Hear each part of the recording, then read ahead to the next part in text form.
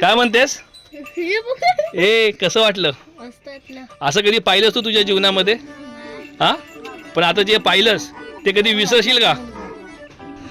मंडळी नमस्कार. हे बघा आपले फॅमिली मेंबर भेटलेले आहेत. ताई नमस्कार. नमस्कार. कशा वाटत व्हिडिओ तुम्हाला आमचे? छान वाटत. नक्की ना? आम्ही अगदी आवर्जून. धन्यवाद धन्यवाद धन्यवाद ताई. आणि तुमचं गाव कुठलं? आमचं वेरळ. वेळेमध्येच का? आता हे प्रभुवाडी तिथेच का?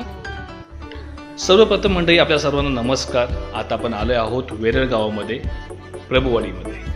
तर मंडळी तुम्ही आता हे सर्व पाहत असाल आजूबाजूचा परिसर, आणि हे परिसर पाहून आपल्या सर्वांना ह्या गोष्टीचा अंदाजा नक्कीच येत असेल की ह्या वेरळ गावाची एकता आणि ह्या भावकीची ताकद, हे सर्व परिसर पाहून तुम्हाला हे नक्की तुम्ही ह्या गोष्टीचा अंदाजा लावू शकता. तर चला मंडळी गणपती बाप्पाला नमस्कार करूया आणि आपण पोचूया त्या कोकणच्या साध्या भोळ्या माणसाच्या घरी. आणि हा व्हिडिओ पाहून तुम्हाला काय आठवलं, काही जुन्या गोष्टी आठवल्या तर नक्कीच त्या गोष्टी आमच्यासोबत तुम्ही शेअर करा. खरा श्रीमंत माणूस कोण माहिती आहे? तर मंडळी खरा श्रीमंत माणूस आपल्या गावातला शेतकरी. दादा नमस्कार. तुमचं नाव सांगा आम्हाला थोडक्यात. हरिश्चंद्र बाबाजी कावणकर. आणि तुमचं गाव? वेरळ. आणि वाडी? परभोडी. तर मंडळी यांच्या घरी आम्ही आलो आणि त्याचं तालुका खेड, जिल्हा रत्नागिरी. म्हणजे मंडळी आपल्याच गावातले, आपल्या खेडमधलेच आहेत हे.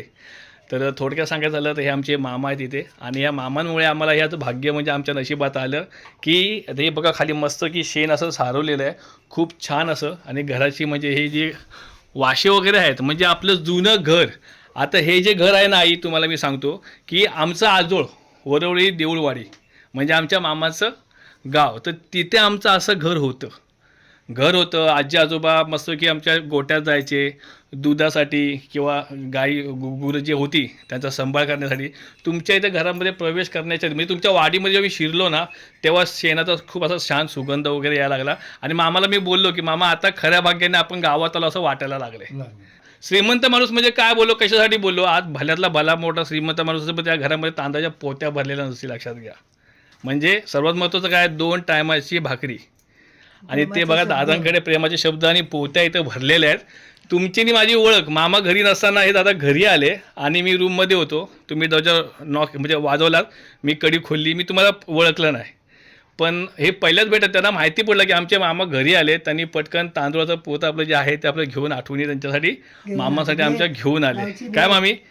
गावची भेट. म्हणजे थोडक्यात म्हणायचं की कसं जीवन आहे, काय म्हणजे गावातलं जीवन चांगलं की शहरातलं जीवन चांगलं, काय म्हणाल की तुमच्यासारखी जी लोक जगत आहेत किंवा तुमच्यापेक्षा मी म्हणतो 10 पटीने चांगले जगतात आयुष्य, त्यांच्यासाठी तुम्ही काय म्हणाल की काय आयुष्य सुंदर आहे किंवा आपण काय आयुष्य जगतोय?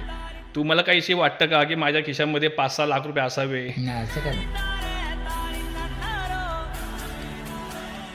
आपल्याला जेवण मिळलंय टायमाला एवढंच आम्हाला पाहिजे, बाकी काय नाही. दागिने असं काय नाही. पण या गोष्टी तुम्ही आजही जपताय, सांभाळताय. तर खूप छान वाटलं तुमच्याकडे पाहून. दादांचं घर पण बघा मस्त. म्हणजे आता मी ही आपली पडवी ना, ही पडवी आपली. तर मंडळी पडवीमध्ये उभा आम्ही बघा, खूप छान असं बघा एकदम फील होतं की गावी आल्यासारखं वाटतं, खूप छान असं.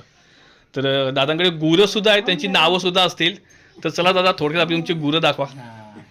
ना चला. हा लाईट लावाच. हा तुमच्याकडे जी गुरं आहेत, गायी आहेत, वासरं आहेत, त्यांची नावं घेऊन लोकांपर्यंत पोचली पाहिजेत. मी त्यासाठी तुम्हाला सर्व श्रीमंत माणूस बनले मी.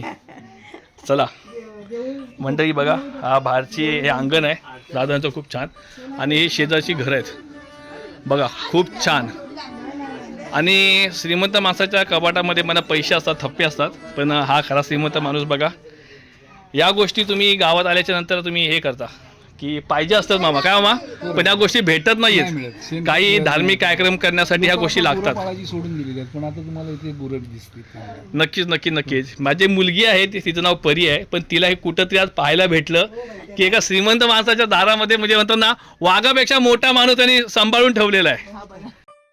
आपण सर्वांनी कोकणची साधी भोळी माणसं हे गाणं आपण सर्वांनी एकदा ऐकलंच असेल.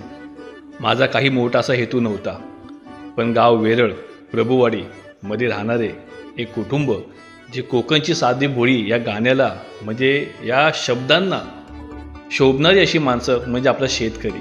हा माणूस शेतकरी आपल्या प्रत्येकाच्या घरामध्ये कोणी ना कोणीतरी शेतकरी देव माणूस आपल्या घरी होता. आज ही परंपरा कुठेतरी संपत चाललेली आहे. तर माझा काही मोठा प्रयत्न नव्हता. फक्त ही जी आठवण आहे ही आपल्या पुढच्या पिढीला या व्हिडिओच्या माध्यमातून दिसावी, त्यांना याची जाणीव व्हावी.